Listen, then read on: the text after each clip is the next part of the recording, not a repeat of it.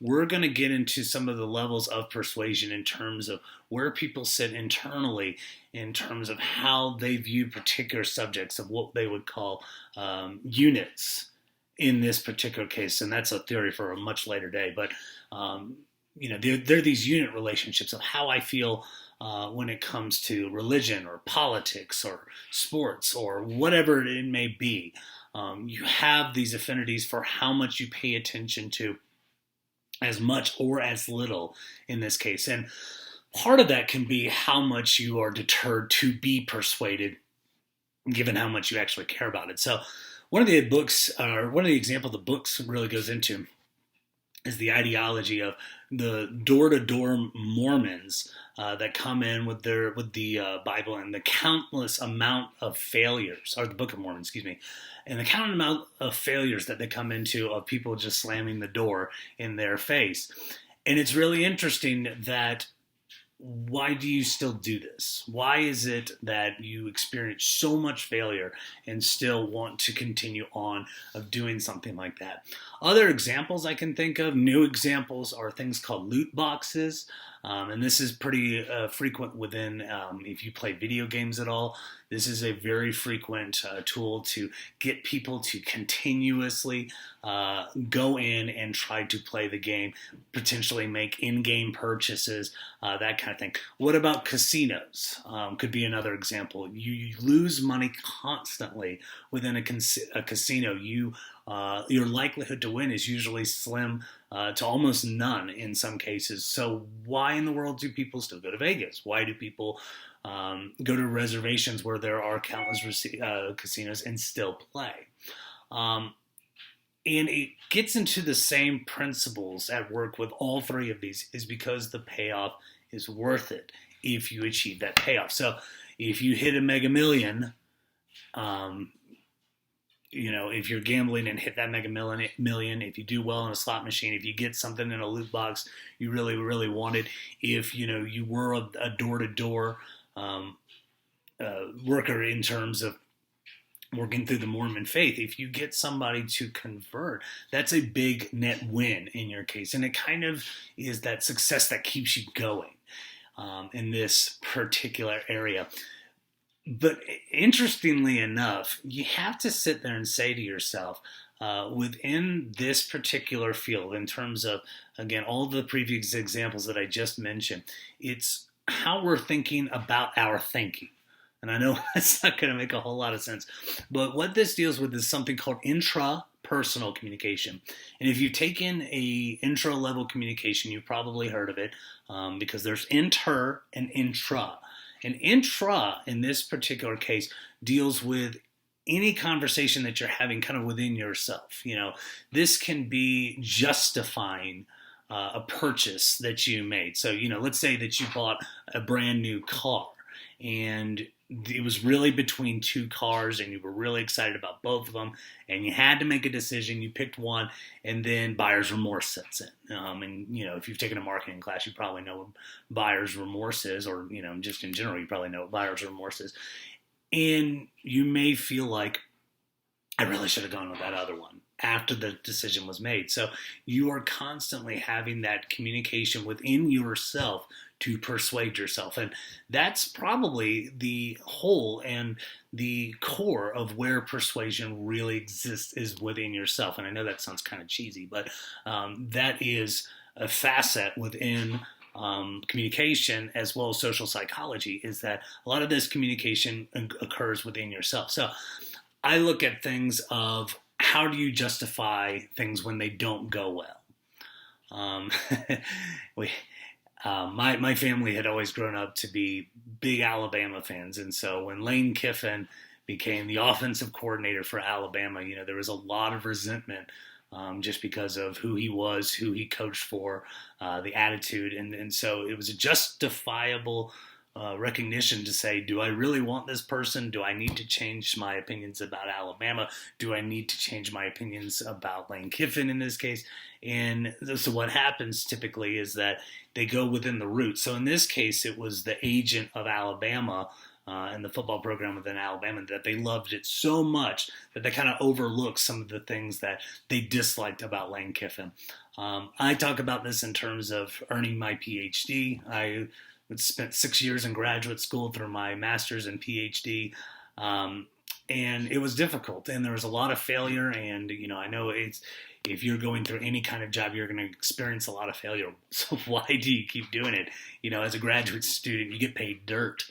You don't get paid much, and so and there's a lot of rejection. So if you were to ever look at any professor's vita, you'll see this like towering amount of success. And a good colleague of mine used to say, well, within that tower is just all this failure. We paint it nice, so it looks nice to the people who are trying to employ us, or students or colleagues, but there's so much failure that exists within that we build our little ivory tower in. But it goes back to, why the hell am I doing this to myself? And you have to justify it in some regards. And the way I did it for my doctorate specifically is that I said, each time something went right, that's something as a triumph, if you will, and I really took that seriously, of taking those little victories and stacking them up. And then it comes to a point where at year 3 or, part of year 4, you're like, I'm in this. There's no going back now. You've invested way too much time, which honestly can be a good thing or a bad thing. Is that some people will spend a lot of money, again, within casinos, and say, I'm already very much involved with this, I might as well keep going. Which again, if the goal is not met, those effects can be very catastrophic. Or if you win, in which case I succeeded in earning my doctorate, I would sit there and say that was well worth it. And again, that's getting to my brain in terms of agreeing on each other. So again, looking for that mental agreement. Book usually calls it self-persuasion. So let's look into a little bit of the nature of what makes persuasion in terms of a little bit of a historical fact. And I go into this and saying, talking about defining persuasion without actually defining persuasion, because again, that's something I want you to do in this case. And so first, some of the talks of it was in the rhetorical tradition, which essentially is speeches to persuade. And much of this research began in your Socrates, Plato, and Aristotle era. And I'm sure you've all heard of those names at some point or another. And, a lot of founders, not only within things like science, but as well as bringing into the notion the essence of our field in communication. And it's pretty cool. But Plato was very against rhetoric as well as persuasion in general, usually calling it pretty much a fruitless skill. It wasn't a skill. Those who were good at it were deceptors. They were very deceptive in their art, and this is where things like manipulation would come into play. And those words would be associated with it. Aristotle, I wouldn't go so far as to say he loved it, but he definitely liked it a lot more than his mentor in this case. And the reason why was Plato in this way felt that, and he gave an example, that he felt that if a public speaker and a doctor in medicine were to go up in a debate with a lay audience, so a generally educated audience, but not particularly within the field of medicine, the person who was a good persuader, or a rhetorician, someone who's a good public speaker, would win against a person who is the expert in the field. And it's just the way that the person can communicate to the audience. And that's key, because you think about who you want to give your medical information, and it's probably your doctor.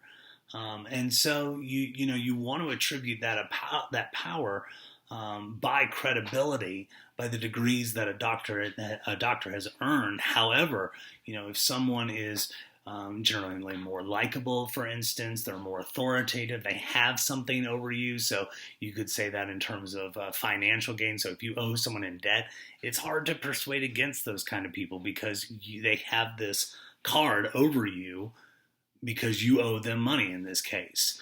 So it's very difficult in this particular area. And generally, and this goes back to what Plato and Aristotle got into, is you are communicating to these specific audiences. Because you know that many places that you move to, you'll sit there and say, these people in this particular region are not going to listen to my message no matter what I say. So again, if this is politics or religion, it's just immediately they're going to write off everything they say because they already have this opinion. This is what's called script writers, and it's having this opinion before you even open your mouth because they think they already know what you're going to say before you even say it. Whereas you will have another group that is fully on board with what you're saying, and this is kind of your target audience in this case. But there is a notion for the people that are kind of in the middle, a little bit undecided. And this is something where Aristotle would come in and start to get into this notion that, and granted, this thought process has evolved over the years, is foreseeing what your audience needs before your audience wants it, rather than basically going into your audience really doesn't know what they want.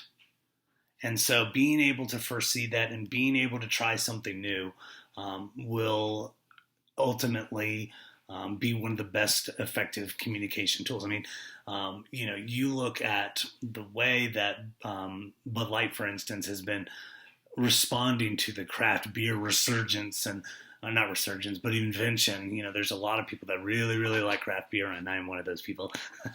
But, Bud Light responded in such a way of producing something that exists, but in a way that, people didn't really recognize it at first. You look at these dilly dilly commercials by Bud Light, and it's really interesting because the CEO of Bud Light said they didn't test well. Those commercials did not test well. And, people didn't really like the ideas. They didn't like the slogans. And yet it's a cultural phenomenon right now.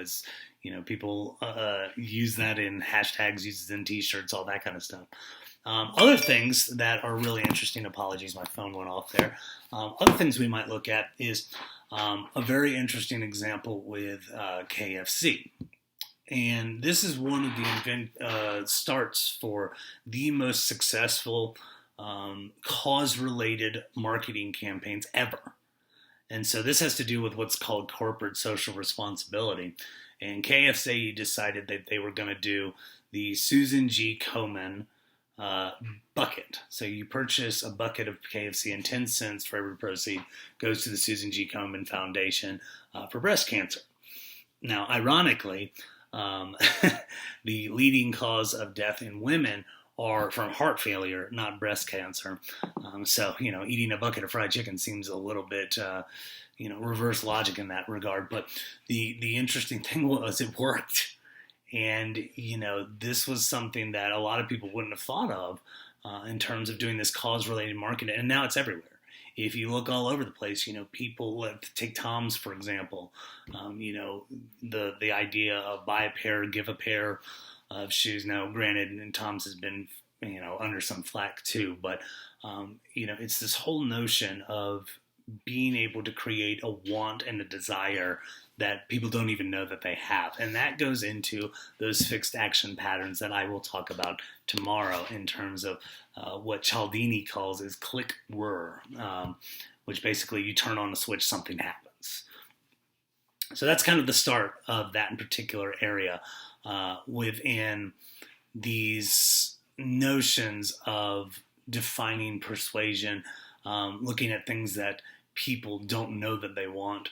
But the other thing that we have to think about, and this has to do with our target audience as well, is understanding our identity and other people's identity. And this is a loaded question because you have to sit there and say, who exactly are you? What comprises the things that makes you, you? In this case, which can be ideals, likes, dislikes, opinions, beliefs, attitudes, morals, virtues, things that you've learned over the course of your life. This is kind of your nurture over the years, and things that are kind of embedded into what's called neurological evolution. Now, I'll get into that tomorrow, and it's debatable in terms of the validity of it, but it really gets into this notion of, your genetics and how you respond to things. And, you might sit there and someone will say, they've got their father or their mother's temper or something, or, they acquire a good trait from, again, one of your parents or someone down the line. And those are really interesting things in terms of, again, shaping your identity and how you respond to things. Personally for me, I don't like a lot of change within the day. And I'm very on time. I'm very, try to do things in a very methodical way. And, my parents and I, as well as my sister, had a conversation. My parents would be like, that comes from your father. Is that particular set, so if someone's late, I get kind of upset in that regard. And so, which can be a good or a bad quality, depending on how you look at it. But again, that brings into that genetics of your identity, and it's the way you do things. And in many ways, we can persuade based off those ways you do things in this regard. So how does identity work? And so part of this will come into your ideological structure to agree on things. So sometimes it's outward, and your book looks at this and just calls it compliance. This is your obeying or being polite. If you ever been to, quote, save face, in this sense, you will be in this compliance. The book uses the example of going to the doctor and saying, you need to lose weight, or you need to start flossing more. I'm going to do it. I'm not going to like it. You may be requested to do something. I'm going to do it, but I'm not going to like it. Or you may go to a conference and meet or talk to someone that you really don't care for, but, they might be a very strong personality within that particular field. You don't like it, but you're going to comply with it. So that's outward. When in reality, you're screaming at the top of your lungs that you don't want to have anything to do with any of this. A doctor tells me to do something. I really don't want to do it. It's just the fact that, I have to. Otherwise, some potentially bad things could happen in terms of my health. Inward is conviction. It's, to the most part, it's easy to get somebody to comply, for the most part, to get people to do something outwardly. But inwardly, when there's real, genuine change, that is very difficult. And this is where a message really hits home. And this is hard to be able to do. This is why people talk about how persuasion is so difficult. Because think about your beliefs in something. It's not easy to change that. Again, if you look into religion and politics, you've been raised in a certain way to believe a certain way, to some regard. Some of y'all may be, right down the middle, still kind of figuring things out, and that's fine too. A lot of you are ingrained from, a very early childhood age that you need to think a certain way in terms of, again, things that kind of constitute into a belief structure. And one of the examples was, I talked about this in a graduate level course for persuasion, and it was kind of goofy how this came up with, think of a belief that has dissipated over the years, and how hard was it to get rid of? And, I said it was my belief in Santa when I was young. And spoiler alert, for those who are still a little bit confused. So anybody that randomly comes on YouTube and watches the 21st minute of this video, you might want to skip along, but I doubt that will happen. With this, though, it takes a while, and you go through a lot of dissonance in your brain that you would sit there and say, is it true that this might actually be the case? And we've got to go through the testimony of people. We might go through particular evidence to change this belief. And as corny as it sounds with this example, again, think about a belief that may have changed within you. It's difficult, and it may take even years for you to kind of come to grips with, this isn't my version of truth in that regard. The way I think, it took me a while to really come to grips with this alternative way of thinking, something that I wasn't used to. So Another thing to look at, and this is something, again, your book mentions that I've always found really interesting, is the ideology of how persuasion works. Now, they mention these types of communication within information giving, expression, and pure persuasion. I'm not going to get into those because those might actually make really good talking points within your first paper. So I'm going to hold off on them. Please read that section if you don't. If you don't read anything else out of that section, read the definition and read these 3 points because they're going to be very crucial. And it may be one of the areas where we sit there and say, can you communicate without persuasion? And some scholars, as I've said in the last video, really don't think that they can. But the effects are what's really interesting and something that I'll talk about in terms of how persuasion works. And you might sit there and say, does persuasion work? Obviously, to some degree it does. And how does it work? And unfortunately, within this class, you're going to get a lot of answer, well, it depends. Social psychology and communication alike, as well as sociology, anthropology, all this kind of stuff, it deals with a lot of people in this case. And when we're dealing with the opinions of people, when we're dealing with multiple brains, we all kind of have our unique brain doing unique things that are different from everybody. And so it's obviously some things will work on some people, other things will not.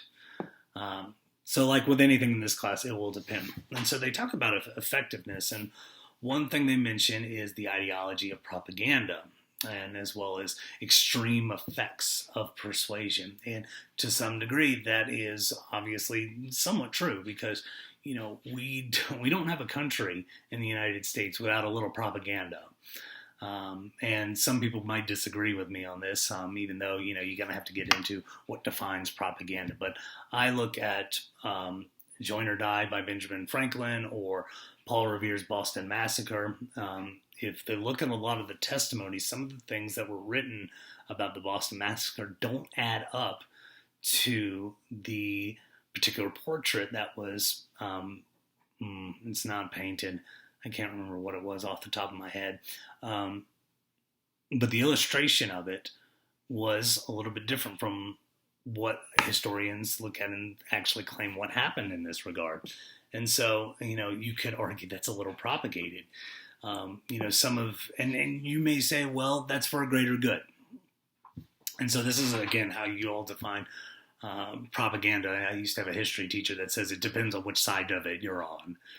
Is it persuasion or propaganda in this case? And, other people would talk about Triumph of the Will, which was a Nazi propagated movie about a resurgence of the Nazi party when they were clearly declining.